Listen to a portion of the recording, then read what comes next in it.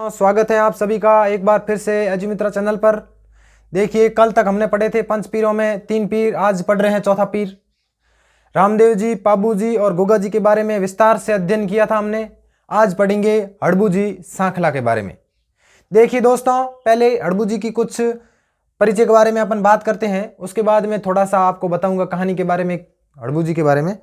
देखिए दोस्तों, एक बार फिर से बोर्ड पे देखो आप। हड़बू जी का जन्म भुंडोल गांव नागौर में हुआ था।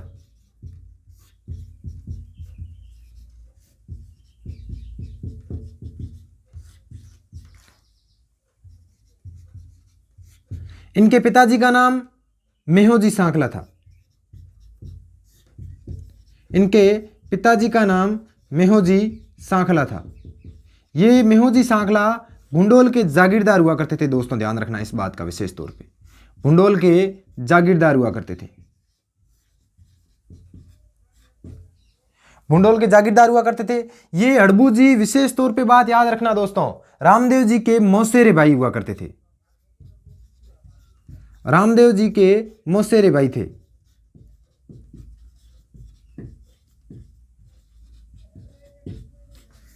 इनके गुरु का नाम भी बालीनाथ जी था। दोस्तों ध्यान रखना, रामदेव जी ने और हड़बू जी ने दोनों ने एक ही आश्रम से शिक्षा प्राप्त की थी। इनके गुरु का नाम भी बालीनाथ जी था। कहते ये हैं कि रामदेव जी से ही प्रेरणा लेकर इन्होंने बालीनाथ जी के आश्रम में जाकर शिक्षा प्राप्त की थी।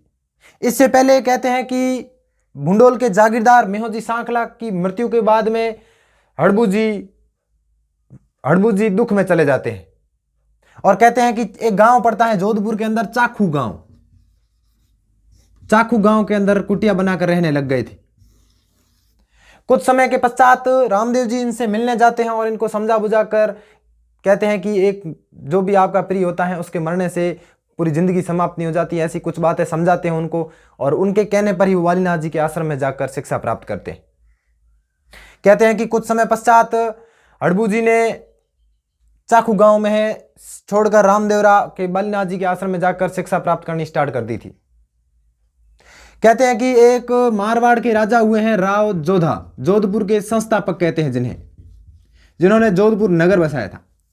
कहते हैं कि जोधा जब मेवाड़ से भागकर आया था, मंडोर पर मेवाड़ियों का अधिकार था। उस समय जोधा बार बार मंडोर पर आक्रमण कर रहा था, लेकिन उसे सफलता प्राप्त नहीं हो रही थी। कहते हैं कि उसने 15 बार आक्रमण किया था, फिर भी वो सफल नहीं हुआ था। अंत में कहते हैं कि उसे एक बार वो हड़बू जी के पास जाता है और हड़बू जी ने उन्हें राव जोधा को एक कटार भेंट की थी। यह बात ध्यान रखना दोस्तों। कहते हैं कि जोधा जी ने तो कहा 15 बार वैसे ही हार चुका हूं, 16वीं बार भी हार जाऊंगा, ऐसी कोई थी नहीं बात। लेकिन हड़बू जी ने कहा इस बार आप जरूर जीतोगे, ये कटार भेंट की थी, ये कटार लेकर युद्ध में साथ में जाना आप। कहते हैं कि जोधा जी ये कटार साथ में लेकर युद्ध में जाते हैं, मंडोर पर विजय प्राप्त करते हैं, और मंडोर पर विजय प्राप्त करने के बाद में उनको पता चलता है कि वास्तव में जो हड़बू जी सांखला ने कहा था वो बात सच हो गई। तो कहते हैं कि जोधा जी ने बैंगटी गांव के अंदर, पहले बैंगटी गांव नहीं हुआ करता था, बैंगटी गांव में, ये बैंगटी गांव जोधपुर में पड़ता है दोस्तों, इस बैंगटी गांव के अंदर 52,000 बीघा जमीन दान की थी हड़बू जी को। यह बात ध्यान रखना दोस्तों, ये 52,000 बीघा जमीन दान की थी जोधा जी ने। तो उसी स्थान पर हड़बू जी ने एक गांव की स्थापना की थी, बैंगटी गांव। आगे अपन दोस्तों पढ़ेंगे कि इनका मंदिर, जो मुख्य मंदिर बन रखा है, वो भी बैंगटी गांव के अंदर है। दोस्तों ध्यान रखना, ये बैंगटी गांव जोधपुर के अंदर पड़ता है दोस्तों। कहते हैं कि बैंगटी गांव के अंदर ही लोगों की सेवा किया करते थे, पशुओं की भी सेवा करते थे वे हड़बू जी। कहते हैं कि एक बार मारवाड़ के अंदर भयंकर अकाल पड़ता है, पशुओं के खाने की तो छोड़ो, मनुष्य भी के खाने के भी कुछ नहीं था। कहते हैं कि हड़बू जी अपने पास एक कटोरा रखा करते थे, कटोरा लेकर गांव में जाते, कुछ खाने को जो भी मिलता उसे लेकर आके दिया करते थे जनमानस को, लोगों की उसे सेवा करते थे। जो खाने में, जिनके पास खाना नहीं हुआ करता था, खुद न खाकर उनको दे दिया करते थे। कहते हैं कि उनके आश्रम के पास में एक गौशाला हुआ करती थी, वहां पंगु गायें बहुत हुआ करती थी। उन पंगु गायों के लिए वो दूर दूर से चारा लेके आते थे अपनी बैलगाड़ी पर। वर्तमान में इनकी पूजा बैलगाड़ी के रूप में की जाती है। दोस्तों ध्यान रखना, इनका प्रतीक चिन्ह है वो बैलगाड़ी है। इसलिए ही उसी बैलगाड़ी जिस पर पंगु गायों के लिए वो चारा लेकर आते थे, उसी बैलगाड़ी की वर्तमान में पूजा की जाती है। ठीक है ना। तो ध्यान रखना दोस्तों, पूजा किसकी की जाती है, तो बैलगाड़ी की जाती है। विशेष तौर पे ध्यान रखना। देखो दोस्तों, बैल तो है नहीं, ऐसा मत समझ लेना कि बैल है, बैल नहीं है, वर्तमान में वो गाड़ी ही है। बैल की तो कब की बेचारे की मृत्यु हो चुकी होगी, लेकिन उस गाड़ी जिस पर पंगु गायों के लिए हड़बू जी चारा लेकर आए करते थे, उसी गाड़ी की वर्तमान में पूजा की जाती है। ये बात ध्यान रखना। ठीक है, इंपॉर्टेंट क्वेश्चन है, कई बार एग्जाम में पूछ लेते हैं दोस्तों, इसलिए बताए हैं आपको। एक बात और ध्यान रखना इनके बारे में, ये शकुन शास्त्र के अच्छे ज्ञाता थे दोस्तों, ध्यान रखना, शकुन शास्त्र के अच्छे ज्ञाता थे दोस्तों, ध्यान रखना इस बात का। ठीक है, देखिए दोस्तों, दो बातें और हैं, जगह पड़ी हैं, लिख लेते हैं, उसके बाद में आप स्क्रीनशॉट ले लेना। एक बात है, देखो दोस्तों, हड़बू जी के जीवन पर एक ग्रंथ लिखा हुआ है, उस ग्रंथ का नाम याद रखना, कभी कभार एग्जाम में पूछ लेते हैं, हड़बू सांकला हाल, सांकला हाल। देखो दोस्तों, मारवाड़ के अंदर हड़बू जी बहुत लोकप्रिय देवता हैं। जोधपुर के अंदर चले जाना, इनकी आस्था बहुत है जोधपुर के अंदर। ठीक है ना, तो इस बात का विशेष तौर पे ध्यान रखना। एक और बात याद रख लेना दोस्तों, इनके पुजारी सांखला राजपूत होते हैं, ये ध्यान रख लेना, सांखला राजपूत होते हैं।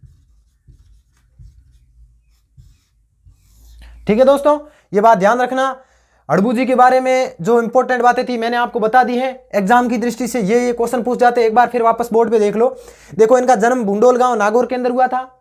इनके पिता का नाम मेहोजी सांकला था, ये भुंडोल के जागीरदार हुआ करते थे दोस्तों। रामदेव जी के मौसेरे भाई थे, ये बात विशेष तौर पर ध्यान रखना। रामदेव जी के कहने पर ही इन्होंने बालीनाथ जी के आश्रम में जाकर इनकी शिष्यता ग्रहण की थी और शिक्षा प्राप्त की थी। दोनों एक ही जगह से शिक्षा प्राप्त करके निकले हुए, ये ध्यान रखना। पुजारी सांखला राजपूत हैं, विशेष तौर पे ध्यान रखना इस बात का। एक बात और ध्यान रखना दोस्तों, हड़बू जी का जो सवारी हुआ करती थी वो सियार थी, ये ध्यान रखना। सवारी किस रूप में थी, तो सियार। सियार नहीं होता दोस्तों, देखा होगा आपने गांव में, जिसे मारवाड़ी भाषा में कहते हैं सियाड़, वो ही सियार इनका सवारी हुआ करती थी। ठीक है ना। देखो दोस्तों, मारवाड़ के एक जोधपुर के संस्थापक जिन्हें कहा जाता है राव जोधा, उनको इन्होंने कटार बैंड की थी मंडोर विजय के लिए। कहते हैं कि ये कटार बैंड की थी, उसके कुछ समय बाद में इन्होंने मंडोर जीत लिया था। उसके बाद में 52,000 बीघा जमीन दान की थी बेंगटी गांव के अंदर, ये ध्यान रखना, इंपॉर्टेंट फैक्ट है ये आपके एग्जाम की दृष्टि से। इनके जीवन पर आधारित एक ग्रंथ है हड़बू सांखला हाल। सबसे पहले अपन एक बात की थी कि चाकू गांव के अंदर इन्होंने कुटिया बनाकर वहां रहने लग गए थे और बहुत दुखदायी जीवन था इनका। पहले कहते हैं कि इनके पिता साहब की जब मृत्यु होती है तो बहुत दुख में, गम में चले जाते हैं ये। ठीक है ना। देखो दोस्तों, इनकी सवारी सिंह के रूप में, इनका मंदिर बन रखा है, प्रमुख मंदिर वो बेंगटी गांव के अंदर है। कहते हैं कि इनकी बैलगाड़ी की पूजा की जाती है, जिससे ये पंगु गायों के लिए घास फूस लाया करते थे। ठीक है दोस्तों, ये एग्जाम की दृष्टि से हड़बू जी सांखला के बारे में पूरी डिटेल थी। इसके सिवाय कोई क्वेश्चन नहीं आता एग्जाम में। ठीक है, तो देखो दोस्तों, एक बार फिर स्क्रीनशॉट ले लो आप, उसके बाद में नेक्स्ट पीर पढ़ते हैं अपन। देखो दोस्तों, हड़बू जी के बारे में पढ़ लिया, नेक्स्ट पीर पढ़ते हैं अपन मेहोजी मंगलिया के बारे में। ठीक है दोस्तों, मेहोजी मंगलिया।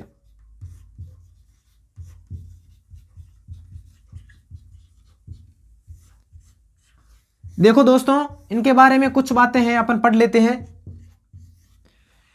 थोड़ा सामान्य परिचय पढ़ते हैं, उसके बाद में देखते हैं कि मैं बताऊंगा आपको इन्होंने क्या क्या प्रमुख कार्य किए थे। ठीक है, तो देखो दोस्तों, एक बार बोर्ड पे इनके सामान्य परिचय में पहली बात अपन बात करते हैं कि इनका जन्म। तो दोस्तों याद रखना, इनका जन्म जोधपुर में एक गांव पड़ता है तापू गांव, यहां पर इनका जन्म हुआ था। इनके पिता का नाम इंपॉर्टेंट है, ध्यान रखना दोस्तों, कित्तू कर्णोत। दोस्तों ये बात ध्यान रखना, ये तापू गांव जोधपुर के जागीरदार हुआ करते थे।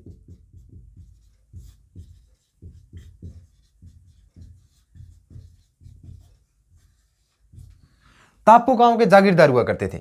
इनकी माता का नाम दोस्तों मायड़दे था, मायड़दे। ठीक है, एक बात दोस्तों ध्यान रखना, इनका प्रमुख घोड़ा बहुत फेमस हुआ है। ये घोड़े का नाम थोड़ा ध्यान रखना, घोड़े का नाम था किरड़ काबरा।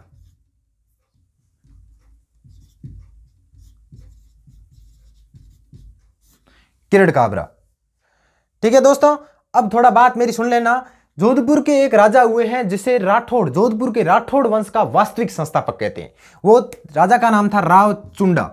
मैं आपको जब हिस्ट्री पढ़ाऊंगा दोस्तों तब बताऊंगा ये बात कि राव चुंडा कौन थे, इन्होंने क्या क्या प्रमुख कार्य किए। इन्हें मंडोर जिन्होंने पहली बार जीता था वो थे राव चुंडा। कहते ये हैं कि राव चुंडा जब मंडोर पर आक्रमण करने जा रहे थे उससे पहले मेहोजी से मिले थे और मेहोजी ने इन्हें एक तलवार भेंट की थी। दोस्तों ध्यान रखना, तलवार भेंट की थी। थोड़ी राव चुंडा के बारे में दोस्तों सुन लो। राव चुंडा मारवाड़ के राठौड़ वंश के वास्तविक संस्थापक कहा जाता है इन्हें। कहते हैं कि जब मलिनाथ जी ने इन्हें निर्वासित कर दिया था देश से तब ये मेवानगर को छोड़कर आ गए थे। इधर मंडोर पर प्रतिहार वंश का शासक हुआ करता था। कहते हैं कि मंडोर पर जब प्रतिहारों का शासन था तो उसी समय तुर्कों का आक्रमण होता है और तुर्कों का आक्रमण हुआ तो प्रतिहारों के साथ युद्ध में तुर्क जीत जाते हैं। प्रतिहार वहां से मंडोर छोड़कर आ जाते हैं या मंडोर से प्रतिहारों को खदेड़ दिया जाता है। कहते हैं कि प्रतिहार और चुंडा एक जगह पर मिलते हैं और दोनों के मध्य संधि हो जाती है। कहते हैं कि प्रतिहारों ने अपनी एक पुत्री किशोरी देवी का विवाह चुंडा के साथ कर दिया था और राव चुंडा किशोरी देवी का विवाह होने के बाद में राव चुंडा को प्रतिहारों ने मंडोर को दहेज में प्रदान कर दिया था। कहते हैं कि मंडोर दायजे में आ गया था और उधर मंडोर पर अधिकार किसका था? तुर्कों का था। और कहते हैं जब चुंडा जी मेहोजी मांगलिया के पास जाते हैं कि मंडोर जीतूं आशीर्वाद प्राप्त करने के लिए मेहोजी से, तो कहते हैं कि चुंडा जी को मेहोजी ने एक तलवार भेंट की थी। कहते हैं कि इस तलवार से युद्ध करना कभी नहीं हारेगा। कहते हैं कि चुंडा जी ने मंडोर पर आक्रमण किया और उस युद्ध में विजय प्राप्त की और तुर्कों को मंडोर से खदेड़ा और स्वयं मंडोर का शासक बनता है और प्रतिहारों को अपना सामंत बनाते हैं। सामंत तो दोस्तों जागीरदार ठिकानेदार हुआ करते, छोटे छोटे जगहों के, उनको दरबारी विद्वान कह सकते हो आप एक तरह से सामंत को। ठीक है दोस्तों, ये थे राव चुंडा। कहते हैं कि उन्हीं के बाद में मंडोर से राठौड़ वंश शासन करना शुरू किया था मंडोर पर। ठीक है ना, तो ये बात थोड़ा ध्यान रखना दोस्तों, आपके काम में आएगा। देखो मैंने आपको हड़बू जी के अंदर भी बताई थी एक बात कि शकुन शास्त्र के ज्ञाता थे हड़बू जी और ये भी शकुन शास्त्र के बहुत अच्छे ज्ञाता हुआ करते थे। ठीक है ना, तो ये भी फैक्ट इंपॉर्टेंट है, शकुन शास्त्र के अच्छे ज्ञाता थे के ज्ञाता। दोस्तों एक इनकी धर्म बहन हुआ करती थी पान्ना गुजरी, ये ध्यान रखना।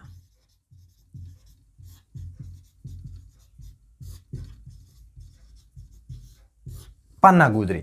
दोस्तों एक बात सुनना था मेरी थोड़ी गौर से। दोस्तों मेहोजी कहते हैं कि मेहोजी का जन्म तापू गांव के अंदर हुआ था और ये इनके फादर साहब कित्तू कर्णोद की डेथ हो जाती है।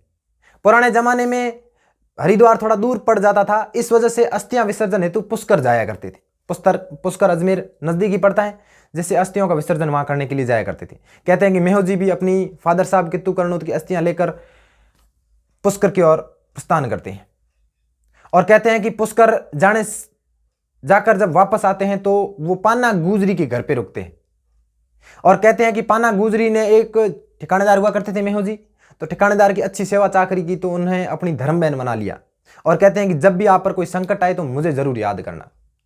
कहते हैं कि मेहोजी वहां से वापस मारवाड़ आ जाते हैं और कुछ समय पश्चात कहते हैं मारवाड़ में भयंकर अकाल पड़ा था और उस अकाल के दौरान पान्ना गुजरी के पास बहुत सारी गायें हुआ करती थी। तो कहते हैं कि अकाल में मनुष्यों के खाने कुछ नहीं था तो गायों को तो कहां से मिलेगा। कहते हैं पान्ना गुजरी को मेहोजी मांगलिया की बात याद आती है। कहते हैं कि पान्ना गुजरी अपनी सारी गायों को लेकर मेहोजी के पास आ जाती है और मेहोजी अपनी जागीर के पास उसे स्थान देते हैं गायों के लिए रुकने का, गायों के खाने हेतु बंदोबस्त करवाते हैं घास फूस का। कहते हैं कि कुछ समय पश्चात गायें, जो पान्ना गुजरी की गायें हुआ करती थी, वो चरने गई हुई थी पास में और जैसलमेर का एक शासक हुआ है, नाम है राणकदेव भाटी। राणकदेव भाटी।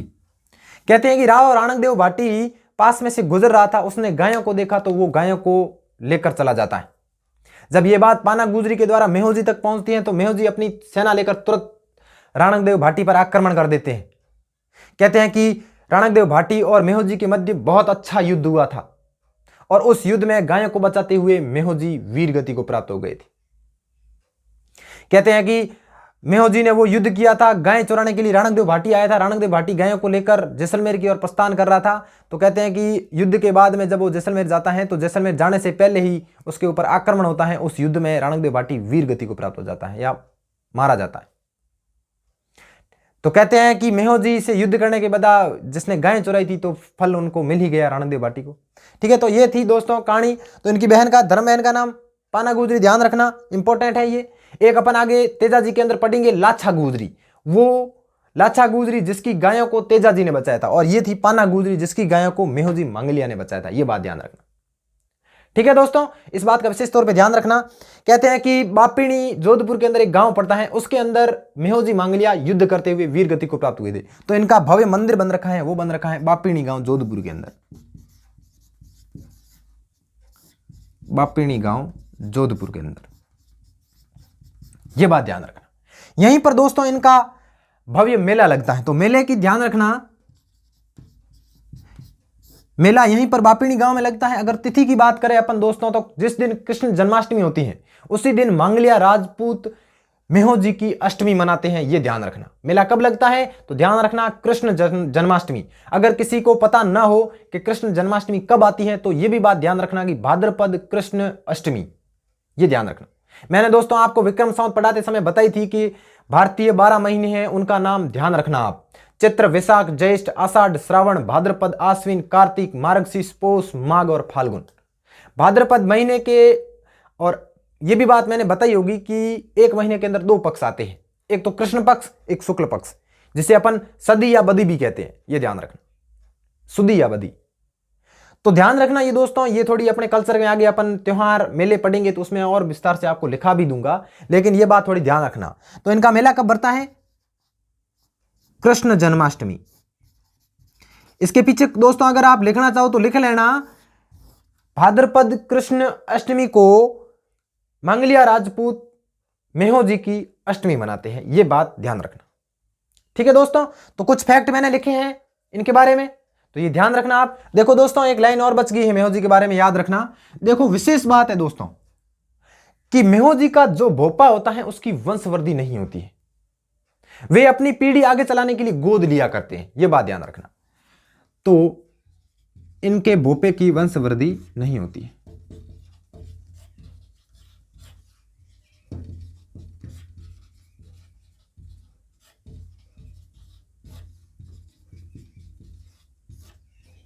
कोष्टक के अंदर लिख रहा हूं दोस्तों, गोद लेते हैं, ये ध्यान रखना। ठीक है ना।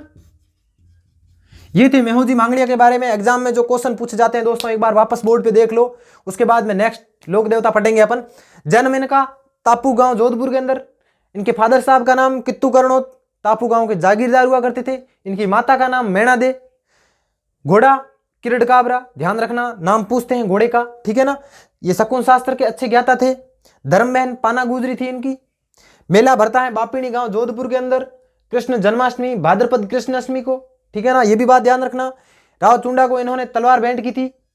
कब की थी तो मंडोर विजय के दौरान, ये ध्यान रखना।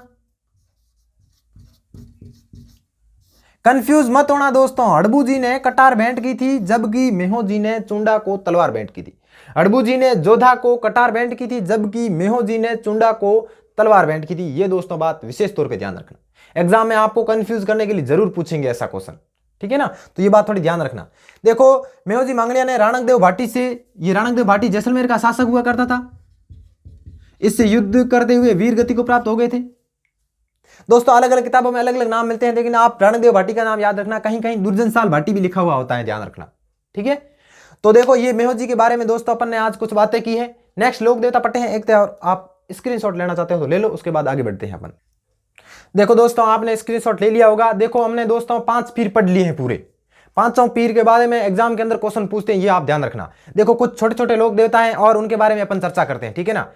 कल की क्लास में हम पढ़ेंगे तेजाजी और देवनारायण जी के बारे में, वो भी इंपॉर्टेंट है एग्जाम की दृष्टि से। ठीक है ना। तो आज अपन छोटे छोटे कुछ लोक देवता हैं उनके बारे में थोड़ी चर्चा कर लेते हैं।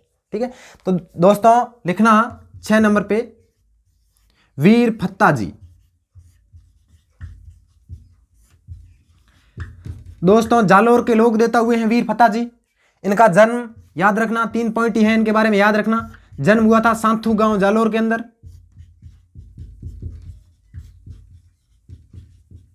साथू गांव जालोर के अंदर, और इनका मंदिर भी यहीं बन रखा है दोस्तों, ये भी बात ध्यान रखना, मंदिर भी साथू गांव जालोर के अंदर।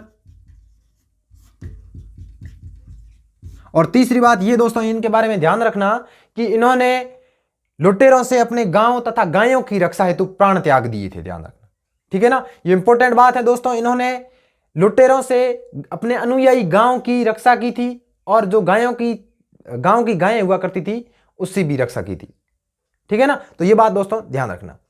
तो लिख लेता हूं दोस्तों, इन्होंने गांव तथा गायों की रक्षा की थी।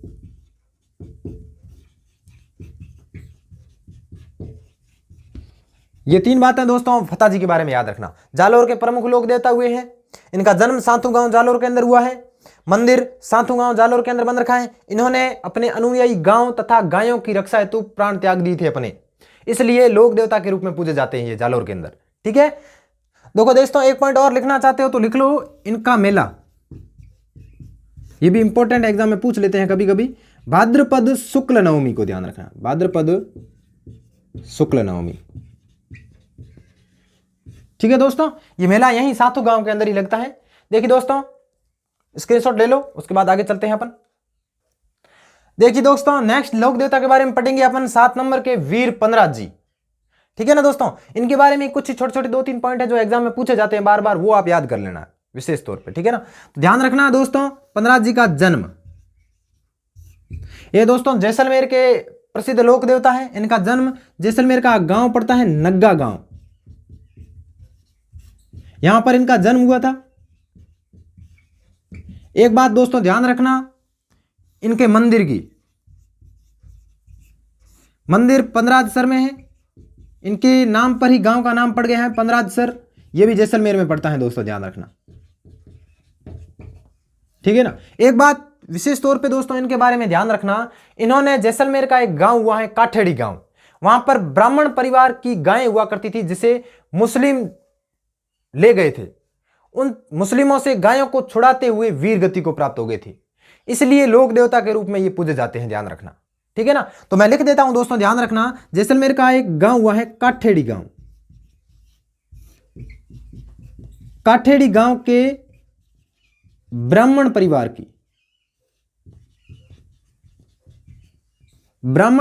की गायों को छुड़ाते हुए वीर गति को प्राप्त, गायों को छुड़ाते हुए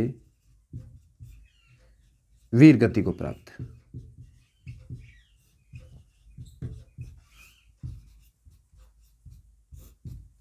यह बात दोस्तों ध्यान रखना। पनराज जी के बारे में 3 बातें ध्यान रखना, तीनों इंपॉर्टेंट क्वेश्चन है। इनका जन्म कहां हुआ था, नगा गांव जैसलमेर के प्रसिद्ध लोक देवता है, बहुत लोकप्रिय है, ध्यान रखना। जैसलमेर में इनका मेला भी लगता है। मंदिर पंद्राजसर जैसलमेर के अंदर स्थित है। काठेड़ी गांव जैसलमेर के अंदर स्थित है। उसके ब्राह्मण परिवार था, उसकी गायों को मुस्लिम ले गए थे, उनसे छुड़ाते हुए प्राण न्यौछावर कर दिए थे अपने इन्होंने, ठीक है ना। ले लो दोस्तों स्क्रीनशॉट, उसके बाद आगे चलते हैं। देखिए दोस्तों 8 नंबर पे लिखते हैं अपन, 8 नंबर आज अपन पढ़ेंगे एक जरडा जी या रूपना। जरडा जी के बारे में अपन बात करते हैं। जरडा जी के बारे में पहली बात ये रखना, ध्यान रखना, जो दांदल जी के भाई बूडो जी हुए हैं उनके पुत्र थे, ये ध्यान रखना, बूडो जी के पुत्र, अर्थात पाबू जी के काकोसा के बेटे भाई भी हो गए, ये ध्यान रखना, बूडो जी के पुत्र। दूसरी बात इनके बारे में ध्यान रखना, दूसरी बात यह है कि ये हिमाचल प्रदेश में भी पूजे जाते हैं, ये ध्यान रखना, हिमाचल प्रदेश में भी पूजे जाते हैं। और किस नाम से पूजे जाते हैं ये इंपॉर्टेंट है, बालकनाथ जी के रूप में पूजे जाते हैं, ये बात ध्यान रखना। मैंने दोस्तों पाबू जी पढ़ा रहा हूं तो आपको एक बात जरूर बताई होगी कि जब जींद्राव खींची पाबू जी की हत्या कर देता है तो उसके बाद में वो पूरे परिवार को मार देता है। एकमात्र आदमी बचता है वो था जरडा जी या रूपनाथ जी। कहते हैं कि जब जरडा जी बड़े होते हैं तो जींद्राव खींची को मारकर अपने पिता का, अपने काकोसा का बदला लेते हैं, ये ध्यान रख, ठीक है। तो ये लिख लेते हैं दोस्तों अपन कि रूपनाथ जी ने जींद्राव खींची को मारकर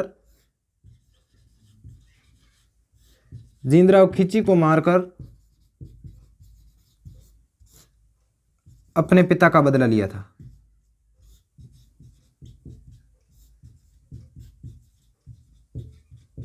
बदला लिया था।